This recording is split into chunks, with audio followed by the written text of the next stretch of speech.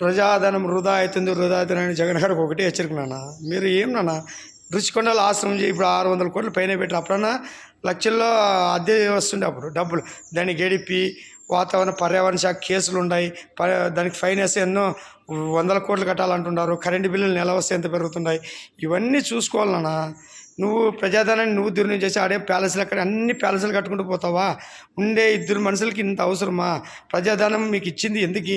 జీతం తీసుకొని దాంట్లోనే మీ సౌకర్యాలు తీసుకొని అంటే మీ సొంతం వచ్చినట్ల ప్యాలెస్లు కట్టుకుంటా ప్రజల్ని శాసించుకుంటా ఏదో మేము ఇస్తున్నామని ఒక స్టెంట్ పెట్టి 100 కోట్లు ఖర్చు పెట్టి నేనుండాలని ఇస్తున్నానంటే ఎవరు అప్పులు చేసి ఇచ్చినాను ఆయన 10 లక్షల కోట్ల పైన అప్పు అయింది. 5 ఏళ్ళ ఆదాయం చెప్పలేదు, అవన్నీ చూపియని లెక్కలు చెప్పేవాళ్ళు లేరు, అడిగే వ్యవస్థ లేదు కాబట్టి మీ ఆటలు సాగుతున్నాయి. ఇప్పుడు చంద్రబాబు గారు వచ్చి అప్పులు చేసి ఆయన చేస్తున్నారు. మీకు జవాబుదారితనం ఎవరు చెప్పేవాళ్ళు లేరు. రాజ్యాంగం అట్లుంది, అమలు పరిచే నాయకుడు పైన ప్రధానమంత్రి సరిగా లేడు. ఆయన నిలబెట్టి అందరినీ ఎవరు సంబంధిస్తున్నారు, సంక్షేమ పథకాలు ఎవరు ఇస్తే ఆ పార్టీ వేయాలా, మీ చేతి నుంచి ఇవ్వాలని చెప్తే అప్పుడు వాళ్ళు జాగ్రత్త పెట్టుకుంటారు. అంటే చిలివిడిగా హామీలు కూర్చుకుంటూ పోతే సొమ్ము ఎవరిది? నా తండ్రి శివుంది, ఆ పరమశివుంది. ఆయన సృష్టిస్తే సృష్టి నడుస్తుంది.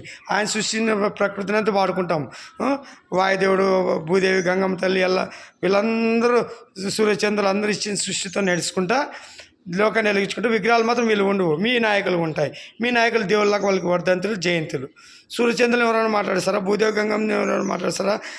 వర్ణదేవుడు, వాయుపుత్రుడు, అగ్నిదేవుడు వీళ్ళు ఎవరైనా మాట్లాడిస్తారా? భూదేవి తల్లి లేకుంటే నీ బతుకుండదా? నీ నాయకుడు విగ్రహం పెట్టుకుంటే కావాలా? దేవుని విగ్రహం పెట్టుకుంటే భూదేవికి సహకరించాలి. డ్యాములు, వాగులు, వంకలు కనీసం నువ్వు బతకాలంటే చెట్లు, కొండలు, గుట్టలు, నువ్వు కట్టే ఇండ్లు, నువ్వు వాడే నీళ్లు, పంట పండాలన్నా, ఇతనం పైకి లేపాలన్నా, నువ్వు లాస్ట్ చనిపోతే జీర్ణం చేసుకోవాలన్నా, భూమి వేతన మల విసర్జన అన్నీ జీర్ణం చేసుకొని అమ్మ భరిస్తుంటే భూదేవి విగ్రహం లేదు. ఫస్ట్ భూదేవి విగ్రహం పెట్టండిరా. మిగతా కాదు, మీరు పెట్టలేరు. మా నాయన వచ్చి అన్ని విగ్రహాలు ధ్వంసం చేసి భూదేవి విగ్రహం పెట్టి వెలిగిస్తారా. అన్నీ ముందుకు ఉన్నాయి.